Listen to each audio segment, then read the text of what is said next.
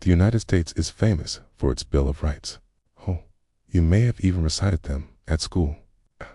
But how well do you really know the Bill of Rights? And more importantly, how has it shaped our modern conception of rights?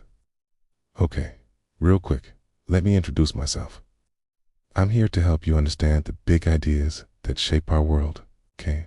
And what better place to start than the United States, the land of individual liberty, the home of the free, the melting pot of cultures, the shining city upon a hill. Okay, maybe some of those are cliches, but the United States does take its rights and liberties seriously. Its foundational documents, like the Declaration of Independence and the Constitution, set forth certain inalienable rights that all people possess simply by virtue of being human. In this series, we'll explore how those rights evolved from the signing of the Declaration in 1776 to the present day. Let's begin with the Bill of Rights. Most people are familiar with the first 10 amendments to the U.S. Constitution, which collectively are known as the Bill of Rights. But why were they added to the Constitution in the first place? Before the Bill of Rights, most people living in what would become the United States had no say in how they were governed. They didn't vote. They didn't have political parties or even secret ballots. These were the days of the one-party system where only white male property owners were allowed to vote and influence government policy. This was hardly a recipe for individual liberty. The American Revolution was in part a reaction against such abuses of power by the British government.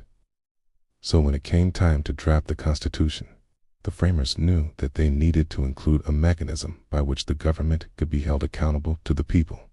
Thus, the Bill of Rights emerged. It guarantees such basic rights as freedom of religion, speech, press, assembly, and the right to bear arms. Now, many of these rights had already been established in English law before the American Revolution. But the founders went further by placing these rights into the hands of individuals. Previously, rights were viewed as something that was granted by the monarch. But the founders argued that these rights were given to us by our Creator, and that no one, not even the government, can take them away. In other words, these rights are natural, meaning they exist independent of any government recognition or enforcement. But why were only 10 amendments selected? After all, if the government derives its just powers from the consent of the governed, why not add more amendments to protect the rights of women, for example, or people of color? Well, the answer is that the Bill of Rights wasn't meant to be exhaustive. Rather, it was meant to establish a framework. In fact, the first 10 amendments make up only about 4% of the total number of amendments. Since the Bill of Rights was added to the Constitution in 1791, another 17 amendments have been added, including the 13th, which abolished slavery, the 19th, which gave women the right to vote, and the 26th, which lowered the voting age from 21 to 18. So, what does this tell us about the evolution of rights in the United States? First, it tells us that the concept of individual liberty is relatively new. The idea that all people are created equal and endowed with certain unalienable rights is a radical departure from the way most societies have operated throughout history. In most societies, rights were granted by the ruler and could be taken away just as easily. Second, it tells us that the struggle for liberty is never finished.